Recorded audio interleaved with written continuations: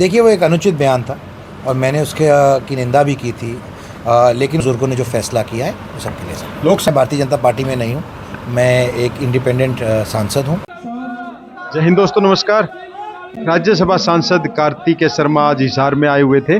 हमने जानना चाहा आज का उनका प्रोग्राम और जो रणजीत सिंह चौटाला का जो बयान था ब्राह्मणों के खिलाफ, उसके बारे में हमने बातचीत की। आप भी सुनिए उस छोटी सी बातचीत के अंश, क्या कहा उन्होंने उस बयान को लेकर, माफ़ी को लेकर और अन्य जो अभी लोकसभा इलेक्शन है उसको लेकर। हमारी छोटी सी जो बातचीत हुई है कि आज का जो उनका प्रोग्राम था वो किस तरह का था और आगे जो लोकसभा इलेक्शन है उनको वो किस रूप में देख रहे हैं, क्या वो बीजेपी का प्रचार प्रसार करेंगे या नहीं, इन सब पहलुओं पे हमारी छोटी सी बातचीत आप सुनिए। जय हिंद दोस्तों, नमस्कार।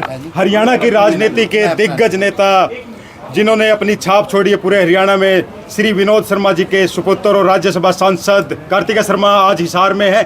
जानेंगे कि आज जो उनका दौरा है किस प्रकार का है और क्या कहने वाले हैं। सर नमस्कार। नमस्कार जी। क्या कहेंगे जो आज का आपका हिसार दौरा? देखिए, आज के मुख्य उद्देश्य आज के कार्यक्रम का भगवान परशुराम जी के जन्मोत्सव के उपलक्ष्य में कार्यक्रम, भव्य कार्यक्रम करनाल में आयोजित किया जा रहा है आने वाली 5 तारीख को पुरानी सब्जी मंडी में दोपहर को 1 बजे, जिसकी मुख्य अतिथि माननीय मनोहर लाल जी होंगे और इसकी अध्यक्षता विनोद शर्मा जी करेंगे।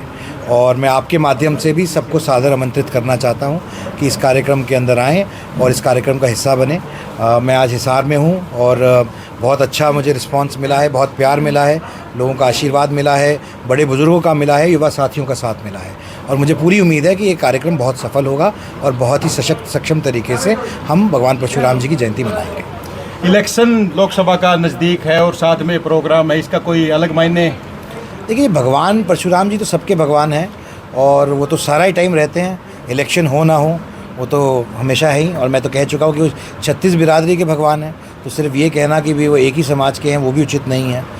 तो जाहिर सी बात है, लेकिन जब बात चुनाव की है तो चुनाव की भी होनी चाहिए, क्योंकि चुनाव एक पर्व होता है और लोकतंत्र के अंदर ये पर्व हर 5 साल में आता है और लोगों की उम्मीद होती है कि जो लोगों से सरोकार रखते हैं, सामाजिक सरोकार रखते हैं, वो अपनी बात रखें और ये एक पटल होता है अपनी बात रखने का, तो ज़रूर हमें जो बात होगी वो भी रखी जाएगी। विनोद शर्मा का जो नाम है, ब्राह्मण जो बड़े नेताओं में शुमार किया जाता है कि ब्राह्मण चेहरा बहुत बड़ा चेहरा है और लोग उस पर विश्वास करते हैं, तो क्या कहेंगे अभी जो एक नेतृत्व, ब्राह्मण नेतृत्व का जो अभाव चल रहा है उस पर क्या कहेंगे? मेरा ऐसा मानना है कि विनोद शर्मा जी ने हमेशा आगे बढ़ के काम किया है समाज के लिए, 36 बिरादरी के लिए, चाहे वो धोली की मालिकाना हक की लड़ाई हो, चाहे वो इंटरव्यू सिस्टम ख़त्म करने की लड़ाई हो, चाहे वो EPBG के हक दिलाने की लड़ाई हो। उन्होंने हमेशा अग्रसर होकर आगे बढ़ के लोगों के हित की बात की है, गरीबों के हित की बात की है और मैं ऐसा मानता हूँ कि कभी भी उनको पद की दरकार नहीं थी। जब उन्होंने ये आमूल-चूल परिवर्तन लेके आए थे तभी वो एक MLA थे, कोई पद नहीं था उनके पास। तो इसलिए आदमी की नीयत साफ़ होनी चाहिए। पद तो आने जाने लगे रहते हैं, कभी है कभी नहीं है।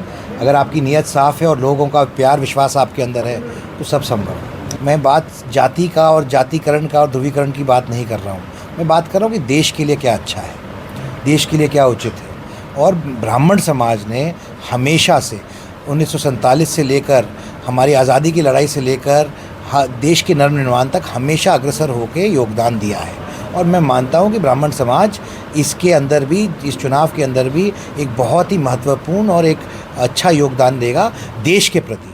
मैं मानता हूं कि देश के लिए नरेंद्र मोदी जी का नेतृत्व बहुत ही ज़रूरी है। उनके 10 साल का कार्यकाल बहुत सफल रहा है और उन्हें देश को एक नए आयाम पे पहुंचाने का काम किया है और उनको 5 साल के लिए प्रचंड बहुमत और दोबारा मिलना चाहिए और ब्राह्मण समाज भी अपना योगदान उसके अंदर करेगा। हिसार से जो बीजेपी उम्मीदवार है उन्होंने ब्राह्मणों के लिए एक बयान दिया था, ब्राह्मण रुष्ट हो गए थे, बाद में माफ़ी भी मांगी है, उसके बारे में आप क्या कहेंगे? देखिए, वो एक अनुचित बयान था और मैंने उसके की निंदा भी की थी, लेकिन उसके बाद उन्होंने उसकी माफ़ी मांगी और पुनः माफ़ी मांगी और जो बड़े हैं समाज के, बुज़ुर्ग हैं, उन सब ने उनको माफ़ी का काम किया कि अगर कोई भूला भटका गलती से कोई बात कहता है और उसकी अपनी गलती मान लेता है तो हमें उसे माफ़ करके आगे बढ़ना चाहिए। मुझे लगता है समाज को भी इस बात को मानना चाहिए, क्योंकि बड़े बुजुर्गों ने जो फैसला किया है वो सबके लिए सही। लोकसभा इलेक्शन के मद्देनज़र क्या अपील रहेगी समाज के लिए आप? देखिए, मेरी अपील बहुत सही है कि भारतीय जनता पार्टी को माननीय नरेंद्र मोदी जी के नेतृत्व के अंदर प्रचंड बहुमत मिले हरियाणा में और देश में, ऐसी मैं आशा रखता हूं और उसके लिए मैं काम करूंगा। और मैं अपने भाइयों साथियों से भी यही आह्वान करूंगा कि वो उसको सफल करने में। आज हिसार में मिले प्यार को क्या कैसे देखते देखिए, हैं? हिसार में बहुत प्यार मिला है, बल्कि मैं तो ये कहूँगा कि उम्मीद से ज़्यादा प्यार मिला है मुझे। और बल्कि मेरे जो बड़े बुज़ुर्ग भी हैं, भाई साथी हैं, उन्होंने मुझे ये कहा कि जो ये 5 तारीख का कार्यक्रम है, इसमें अम्बाला से भी ज़्यादा लोग हिसार से जाएंगे और इसकी शर्त लगाई गई है। तो उन्होंने जो ये बात मुझे बोली है वो मेरे सिर माथे पर, और उनका प्यार भी सिर माथे पर। अगर बीजेपी लोकसभा इलेक्शन के प्रचार की जिम्मेवारी वगैरह कुछ देती है आपको, तो क्या आप करेंगे? देखिए, मैं भारतीय जनता पार्टी में नहीं हूँ, मैं एक इंडिपेंडेंट सांसद हूँ, लेकिन मैं एनडीए का हिस्सा हूँ और मैं एनडीए के हिस्सा होने के नाते नरेंद्र मोदी जी का भारतीय जनता पार्टी के साथ हूँ और मैं उनका प्रचार जरूर करूँगा। आखिरी क्वेश्चन, क्या आंकलन है आपका जो अभी जो लोकसभा इलेक्शन उसको लेके क्या लग रहा है? जो 400 पार का नारा है, कहाँ तक ठीक है? मैं यही कहूँगा कि जिस तरीके से 2019 में एक अच्छा बड़ा बहुमत मिला था, उससे भी प्रचंड बहुमत भारतीय जनता पार्टी को मिलेगा, नरेंद्र मोदी जी को मिलेगा।